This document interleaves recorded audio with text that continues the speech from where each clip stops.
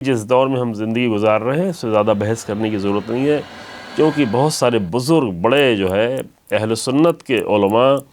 دیوبندی علماء اور مختلف علاقوں کے علماء، ان لوگوں نے آ کر کھل کے جو ہے اس بات کا اظہار کر دیا ہے اور دوسرے بعض اصحاب کو بنانے میں اور امیر المومنین کے بنانے میں فرق یہ ہے کہ اگر آپ نے یہ کام نہیں کیا تو گویا آپ نے اپنی رسالت کا پیغام نہیں پہنچایا۔ منبر تشکیل دیا گیا تھا اور وہاں پہ بلا کے ہاتھوں کو بلند کر کے فرمانا من کنت مولاہ فہذا علی مولا۔ یہ تو پوری تاریخ میں دیکھا گیا کہ رسول اللہ کی قائم کردہ ولایت اور امامت سے دور ہونے کے بعد صرف 50 سال گزرنے کے بعد کیا ماجرا پیش آیا؟ کربلا کا ماجرا پیش آیا۔ جیسے غدیر میں جو ہے شیطان مایوس ہو گیا تھا، اگر صحیح راہ ولایت پہ چلنے والے لوگ ہو جائیں تو اپنے زمانے میں بھی دنیا کے شیطانوں کو اور ابلیس کو اور ہر طرح کے شیطان کو بار بار مایوس کرتے ہیں، قدم قدم پہ مایوس کرتے ہیں۔ اعوذ باللہ من الشیطان الرجیم، بسم اللہ الرحمن الرحیم، الحمدللہ رب العالمین، وصلی اللہ علی محمد وآلہ الطاہرین۔ تاریخ میں ایک بہت ہی عظیم واقعہ پیش آیا جس کے لیے خود رسول اللہ صلی اللہ علیہ وآلہ وسلم نے بہت زیادہ اہتمام کیا۔ قرآن کی طرف سے بھی اہتمام ہے، اللہ تبارک و تعالیٰ کی ذات کی طرف سے اہتمام ہے، اور وہ واقعہ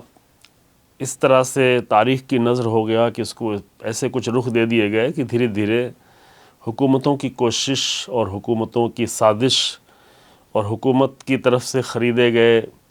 علماء اور ان کے قلم اور ان کے بیانات، ان کی کتابیں، ان سب نے مل کر ایک ایسا ماحول پیدا کیا کہ دھیرے دھیرے امت جو ہے امت اسلامی اس سے دور ہوتی گئی۔ اور وہ واقعہ ہے غدیر کا واقعہ، جہاں پر امیر المومنین کی ولایت کا اعلان بہت ہی زیادہ واضح طور پر متواتر روایات کے ساتھ، یعنی بہت کچھ کوششیں کرنے کے بعد بھی ابھی بھی شیعہ اور اہل سنت سب کے نزدیک ایک بہت ہی یقینی اور متواتر واقعہ ہے، اور متواتر واقعے میں کم سے کم وہ حصہ اور بعض روایات بھی کہ جس میں بعض حدیثیں بھی جو رسول اللہ صلی اللہ علیہ وآلہ وسلم سے، اور رسول اللہ صلی اللہ علیہ وسلم کا خطبہ جو بہت ہی اہم خطبہ ہے، جو رسول اللہ کا ایک آخری بڑا خطبہ ہے۔ اس کے بعد بھی رسول اللہ نے بہرحال مدینے میں جب تک آپ رہے تو آپ کی گفتگو اور بیانات رہی، لیکن باقاعدہ اس طرح سے بڑا خطبہ نہیں ہے جس طرح سے غدیر کا خطبہ ہے، جہاں پہ رسول اللہ نے بہت بنیادی چیزیں اسلام کی بیان کی، اور وہ فرق جو اسلام نے مٹا دیا تھا اس کو محکم کیا، مضبوط کیا۔ عرب و عجم کا فرق اور ثروت مند اور فقیر کا فرق، اور وہ بنیادی جو قانون تھا قرآن کا جس سے ابھی تک آج تک انسانیت محروم ہے، اور آج بھی جو ہے ڈسکرمنیشن اور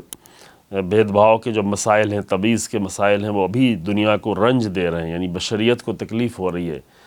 لیکن رسول اللہ صلی اللہ علیہ وآلہ وسلم نے جو سماج تشکیل دیا تھا اور تربیت کی تھی جس معاشرے کی، اس معاشرے میں کم سے کم خالص اور پاکیزہ مسلمانوں کے درمیان سے یہ فرق مٹا دیا تھا کہ امیر و غریب اور عرب و عجم و قریش و غیر قریش، مکی و غیر مکی، یہ سارے فرق مٹا دیے تھے۔ غدیر میں رسول اللہ نے اس کی بھی تاکید فرمائی۔ غدیر میں رسول اللہ صلی اللہ علیہ وسلم نے اس حدیث کی بھی تاکید فرمائی جو اور بھی رسول اللہ نے دوسری جگہوں میں بیان کی تھی اسی خطبے میں، کہ انی تارک فیکم الثقلین کتاب اللہ وعطرتی اہل بیتی۔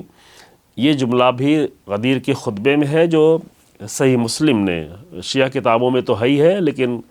اہل سنت کی بھی متعدد کتابوں میں، ابھی جو میں آپ کے سامنے پیش کر رہا ہوں صحیح مسلم میں، چونکہ صحیح مسلم میں پھر تاکید بھی ہے کہ اس میں رسول اللہ نے 3 بار یہ جملہ دہرایا، یہ حصہ جو ہے رسول اللہ نے 3 بار تکرار فرمایا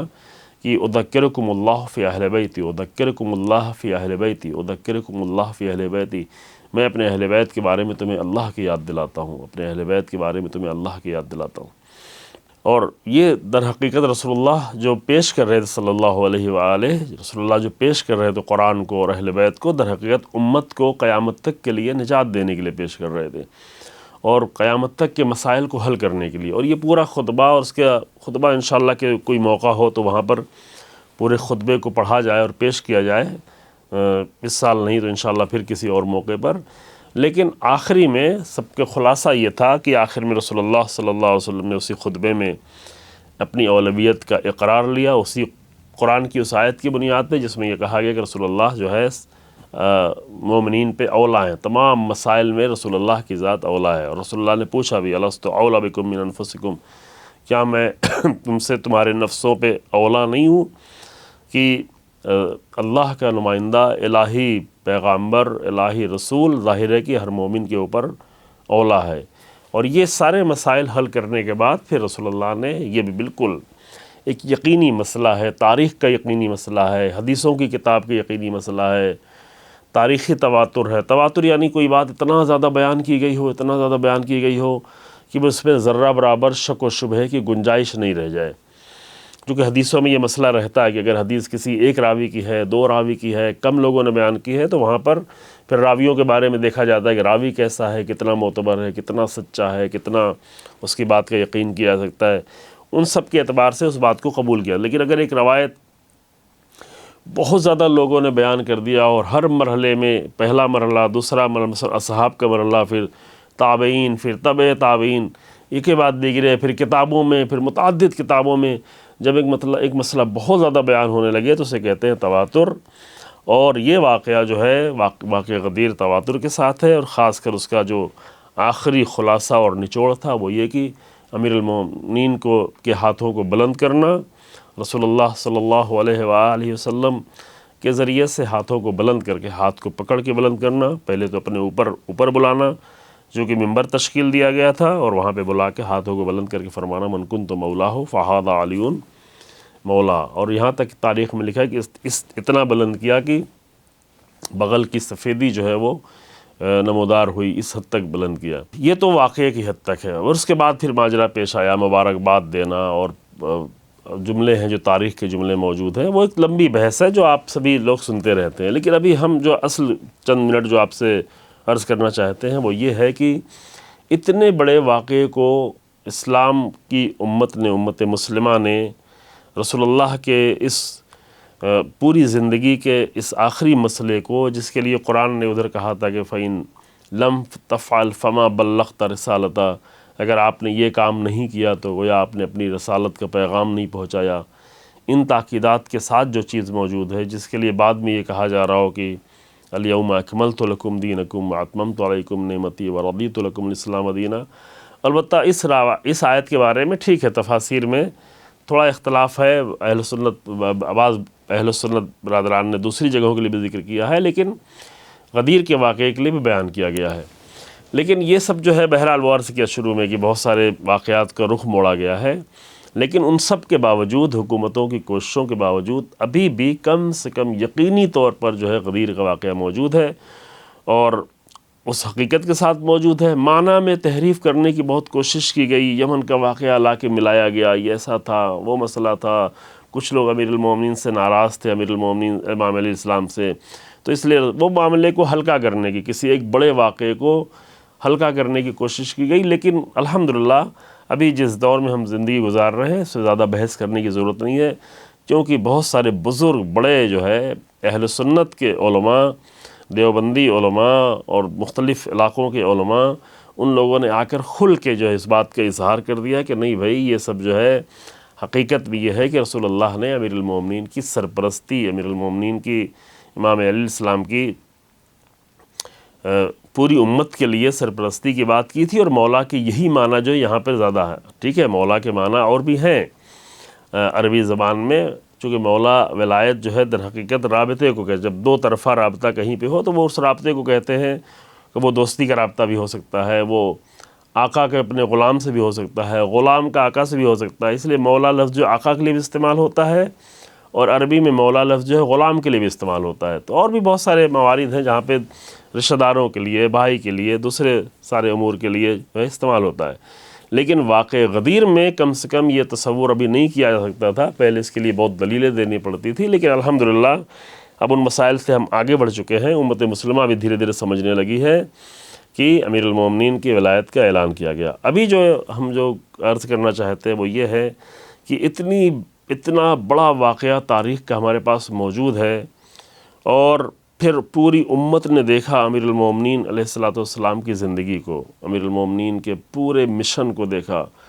رسول اللہ صلی اللہ علیہ وآلہ وسلم کی تو رحلت ہو گئی، یعنی واقعہ غدیر کے بعد، شیعہ روایات کے اعتبار سے صرف 2 مہینہ 10 دن بعد رحلت ہو گئی۔ اہل سنت کی روایات کے اعتبار سے آپ 2 مہینہ، بعض لوگ کہتے ہیں 12 دن، بعض لوگ 13 دن، اب بعض لوگ جو ہے 12 وفات بھی کہتے ہیں، لیکن وہ جو ہے تاریخی لحاظ سے نہیں ہے، یہ مشہور ضرور ہے۔ تاریخی لحاظ سے پہلے بات کی گئی ہے کہ تاریخی لحاظ سے اگر اہل سنت کتب میں جا کے دیکھیں تو پہلی ربیع الاول یا 2 ربیع الاول ہے، اور یہ پہلے بات ہم کر چکے ہیں کہ اس میں اختلاف بھی نہیں ہے۔ وہ ممکن ہے کہ تدفین والا جو دن رسول اللہ کے تدفین کا دن ہے اس کو اعتبار سے جو ہے تاریخ میں آ گیا ہو، پہلی ربیع الاول یا دوسری ربیع الاول، تو یہ اختلاف کا مسئلہ ہی نہیں رہ گیا ہے۔ تو اتنی مدت کے بعد 2.5 مہینے بھی صحیح سے نہیں گزرے تھے، رسول اللہ صلی اللہ علیہ وسلم کی رحلت ہو گئی ہے، اور اس کے بعد امیر المومنین کی پوری زندگی ہے، 30 سال کی زندگی ہے۔ امیر المومنین اس 30 سال کی زندگی میں جس طریقے سے رسول اللہ کے مشن کو لے کے آگے بڑھتے رہے اور پیش کرتے رہے۔ اب بعض لوگوں نے فرق کرنا چاہا، رسول اللہ تو مختلف موقع بھی بیان کرتے رہتے تھے، پہلے ہی دن بیان کر دیا تھا کہ جو بھی میری مدد کرے گا اس مشن میں، الہی مشن میں، جو پہلا دن تھا اعلان رسالت کا، اور اعلان رسالت کے بعد جو ہے دعوت العشیرہ کا، تو وہاں پہ رسول اللہ نے بیان کر دیا وہی میرا وصی ہوگا، وہی میرا جانشین ہوگا، وہی میرا وزیر ہوگا، یہ کلمات ہیں۔ مختلف موقع پہ رسول اللہ اور بیان کرتے رہے۔ جنگ تبوک پہ جب رسول اللہ صلی اللہ علیہ وسلم جانے لگے تو امیر المومنین کو جس طرح سے اپنا نمائندہ بنایا، ٹھیک ہے، دوسری جنگوں میں اور بھی لوگوں کو بناتے تھے۔ رسول اللہ جب بھی مدینے سے نکلتے تھے تو مدینے میں کسی نہ کسی کو اپنا نمائندہ بنا کے جاتے تھے تاکہ مدینے کے امور کو سنبھالے، لیکن اور دوسرے بعض اصحاب کو بنانے میں اور امیر المومنین کے بنانے میں فرق یہ ہے کہ امیر المومنین کے لیے وہ مشہور روایت بیان کی، اما ترضا، کیا تم راضی نہیں ہو کہ تم سے مجھ سے وہی نسبت حاصل ہے تم کو جو ہارون کو موسیٰ سے حاصل تھی، الا لا نبی بعدی، مگر یہ کہ میرے بعد کوئی نبی نہیں ہوگا۔ تو یہ ہارون و موسیٰ کی نسبت جو ہے رسول اللہ نے بیان کی اس واقعے کے بعد، اس سے بہت زیادہ واضح ہو گیا تھا۔ لیکن یہ ساری بحثیں ایک ہیں، یہ تاریخ کے اعتبار سے سمجھنے کی ہے، تھوڑا سا دل کو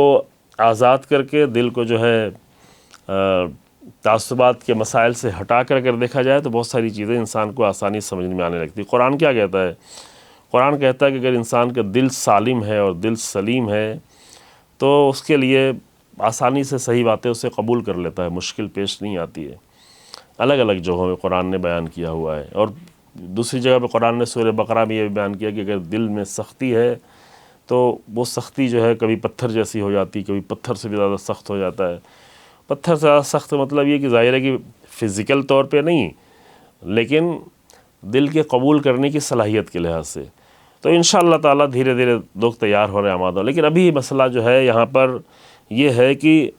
وہ ولایت جو رسول اللہ نے جس کا اعلان کیا تھا اس سے مراد کیا ہے، اور اس سے کون سا نظام بنتا ہے، اور وہ نظام اگر عملی طور پہ موجود ہو تو امت مسلمہ کو اس سے فائدہ کیا ہوتا ہے، اور امت مسلمہ کو کون سی بلندی حاصل ہوتی ہے۔ یہ تو پوری تاریخ میں دیکھا گیا کہ رسول اللہ کی قائم کردہ ولایت اور امامت سے دور ہونے کے بعد صرف 50 سال گزرنے کے بعد کیا ماجرا پیش آیا؟ کربلا کا ماجرا پیش آیا۔ حکومت تخت پہ کون بیٹھا؟ رسول اللہ کے خلافت کے نام پہ کون بیٹھا؟ یزید جیسا فرد بیٹھا۔ یہ ایک بارگی تو نہیں ہو گیا ہے، یہ بہرحال ایک راستہ طے ہوا ہے، ایک سفر طے ہوا ہے، غدیر سے دوری کے نتیجے میں بہرحال ایک مسئلہ طے ہوا ہے۔ تو یہ ایک بڑا مسئلہ تھا، لیکن ابھی ہم کیا ہے، جس زمانے میں ہم زندگی گزار رہے ہیں ہم بہت اچھی طرح سے یہ سمجھ سکتے ہیں کہ اگر ایک الہی نظام کے تحت انسان، ٹھیک ہے، اس اعلیٰ درجے کا نظام نہ بھی ہو، یعنی نظام کا اعلیٰ درجہ نہ بھی ہو، نظام تو وہی ہے لیکن نظام کا وہ اعلیٰ درجہ ہو، بلند درجہ نہ ہو، ایک معصوم رہبر نہ ہو، رسول اللہ کا ڈائریکٹ معین کیا ہوا شخص موجود نہ ہو، لیکن اگر اس کی نیابت کا سلسلہ ہو اور امامت کی نیابت کا سلسلہ ہو تو ہم دیکھتے ہیں کہ پوری دنیا میں ایک ایسا اثر پیدا ہوتا ہے اور ایک ایسی تاثیر پیدا ہوتی ہے کہ لوگ سنجیدگی سے اسلام کے بارے میں سوچنے لگتے ہیں، فکر کرنے لگتے ہیں، جو ہم ابھی اس زمانے میں دیکھ رہے ہیں کہ ظاہر ہے کہ جو ایران میں نظام قائم ہے ابھی وہ امامت کا نظام تو نہیں ہے، ولی خدا ڈائریکٹ جو ہے معصوم امام تو نہیں ہے، لیکن نیابت کا نظام ہے جس کو ولایت فقیہ کہتے ہیں، ایک فقیہ کی حکومت۔ ظاہر ہے کہ فقیہ کی حکومت اور امام کی حکومت میں فرق ہے درجے کے لحاظ سے، لیکن حکم کے لحاظ سے، فقہ کے لحاظ سے فرق نہیں ہے۔ فقیہ میں اور امام میں فرق ہے، لیکن فقہ، امام کی فقہ میں اور فقیہ کی فقہ میں فرق اس لیے نہیں ہوگا کہ فقیہ اپنی طرف سے، ایک مجتہد یا ایک فقیہ اپنی طرف سے کچھ نہیں بیان کر سکتا ہے۔ وہ جو کچھ بھی بیان کرے گا قرآن سے بیان کرے گا، رسول اللہ سے بیان کرے گا، رسول اللہ کی تعلیمات جو اہل بیت علیہ السلام نے پیش کی اس سے بیان کرے گا، تو وہاں پر جو ہے فرق نہیں رہ جائے گا۔ درجات کے لحاظ سے ہاں بہت زیادہ فرق ہوگا، حتیٰ درجات کے لحاظ سے جو ہے ائمہ کے درمیان میں بھی فرق تھا۔ جو درجہ امیر المومنین علی بن ابی طالب علیہ السلام کا تھا وہ درجہ ایک خاص درجہ تھا، کہ حتیٰ امام حسن، امام حسین علیہ السلام جیسے عظیم ائمہ جو فرزندان رسول اللہ تھے، جو جناب زہرا کے فرزند تھے، ان کے لیے رسول اللہ نے فرمایا کہ ابوہما خیر منہما، ان دونوں کا باپ ان دونوں سے بہتر ہے۔ تو وہ ایک خاص درجہ تھا۔ جس طرح سے قرآن نے انبیاء کے لیے بیان کیا کہ تلک الرسل فضلنا بعضهم علی بعض، کہ یہ انبیاء ہیں، انبیاء میں بعض کو بعض پہ فضیلت دی گئی ہے۔ تو یہ درجے کا فرق جو ہے وہ خود معصوم کے درمیان میں بھی ہو سکتا ہے، لیکن اس کی بحث بھی نہیں ہے۔ لیکن اصل بحث کیا ہے؟ نظام کی بحث، سسٹم کی بحث، قانون کی بحث، اصولوں کی بحث۔ اگر ایک فقیہ آ کر اپنے اصول کو نہیں بلکہ اسی نظام کے اصولوں کو پیش کر رہا ہو، اس کے مطابق زندگی جی رہا ہو، اس کے مطابق حکومت کر رہا ہو، اس کے مطابق حکومت کو چلانے کی بھرپور کوشش کر رہا، اب کوئی آگے یہ کہے کہ نہیں پوری طرح سے چل تو نہیں پا رہی، تو بھائی وہ الہی حکومت چلانے میں رسول اللہ کو بھی پریشانی ہوتی تھی، لوگ رکاوٹیں ڈالتے تھے۔ رکاوٹ ڈالنے والے جب ہوتے ہیں تو مشکلات ہوتی ہے۔ امیر المومنین کو کتنی مشکل ہوئی، 4 سال 9 مہینے کی حکومت میں امیر المومنین کو کتنی مشکلات کا سامنا کرنا پڑا۔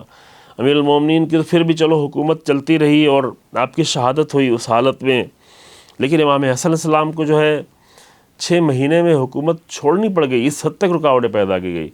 تو جب رکاوٹ پیدا کرنے والے ہوتے ہیں تو مشکلات کا سامنا کرنا پڑتا ہے۔ یہاں پہ بنیادی نقطہ ہوتا ہے کہ لوگ کتنا آمادہ ہیں، لوگوں میں آمادگی کتنی ہے،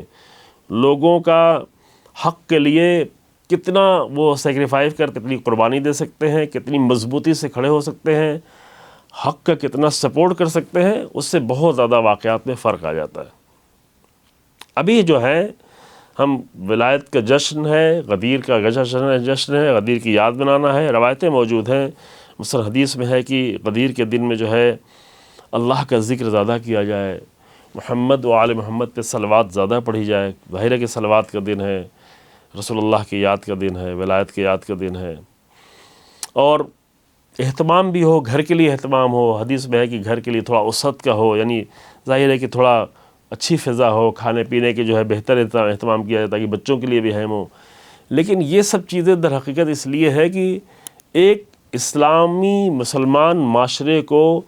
غدیر کی اور ولایت کی حقیقت سے قریب کیا جا سکے، یعنی حتیٰ ایک بچے کو بھی اندازہ ہو کہ آج کا دن خاص دن ہے، معمولی دن نہیں ہے۔ وہ اپنے کپڑے، لباس، کھانے پینے ہی سے یہ سمجھے کہ آج کا دن خاص ہے، تاکہ بڑے ہونے کے بعد وہ متوجہ ہو سکے کہ یہ خاص دن کس لیے ہے۔ اب ہماری مشکل کیا ہے؟ مشکل یہ ہے کہ جو چیزیں ہم بچپن میں کرتے ہیں وہی چیزیں پھر بڑے ہو کر بھی وہی سب کچھ سمجھ رہے ہوتے ہیں، کہ کھانے کا اہتمام کر لیا۔ حتیٰ روایت میں یہ بھی ہے کہ جب کسی سے ملے تو مصافحہ کریں، حتیٰ یہاں تک بھی روایت میں ہے کہ ایک دن کا یہ دن جو ہے وہ 80 مہینے کے برابر ہوتا ہے۔ جیسے شب قدر کے لیے قرآن نے کہا ہے کہ کیا ہے کہ وما ادراک ما لیلۃ القدر، لیلۃ القدر خیر من الف شہر، 1000 مہینے سے۔ تو اس دن کے لیے جو روایت ہے وہ 80 مہینے کی روایت ہے، جو ایک اہم مسئلہ، یعنی ایک انسان جو ہے ایک دن کو کتنا قیمتی بنا سکتا ہے۔ لیکن ان سب کا نتیجہ کیا ہے؟ ان سب کا نتیجہ یہ ہے کہ ایک معاشرہ ولایت کے سائے میں زندگی، یعنی اصل نچوڑ یہ ہے کہ ایک معاشرہ ولایت کے سائے میں زندگی گزارنے کا ہنر سیکھ لے۔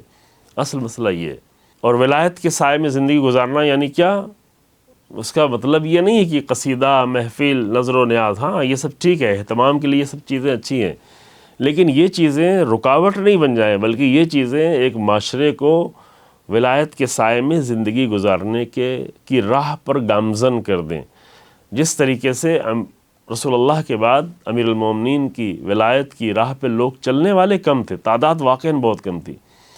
لیکن اتنے محکم تھے، اتنے مضبوط تھے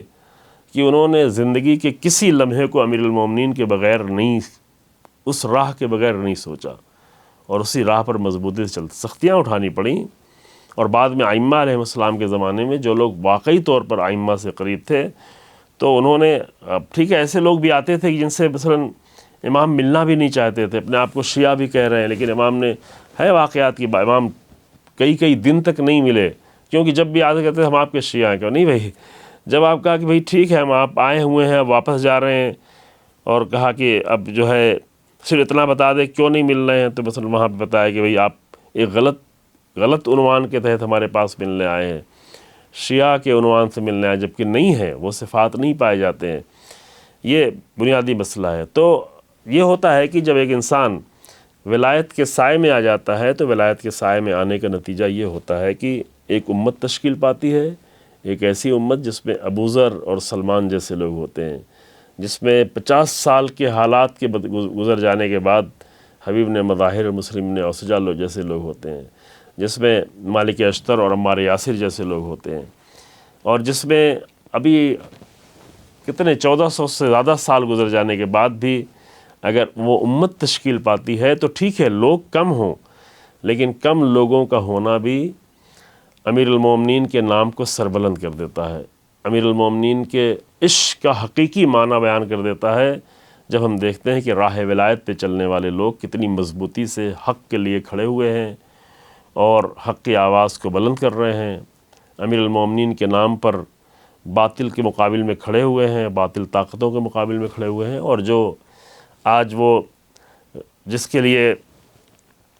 یہ ہے کہ آج شیطان مایوس ہو گیا، جیسے بیست میں شیطان گریا کر رہا تھا، جیسے غدیر میں جو ہے شیطان مایوس ہو گیا تھا. اگر صحیح راہ ولایت پہ چلنے والے لوگ ہو جائیں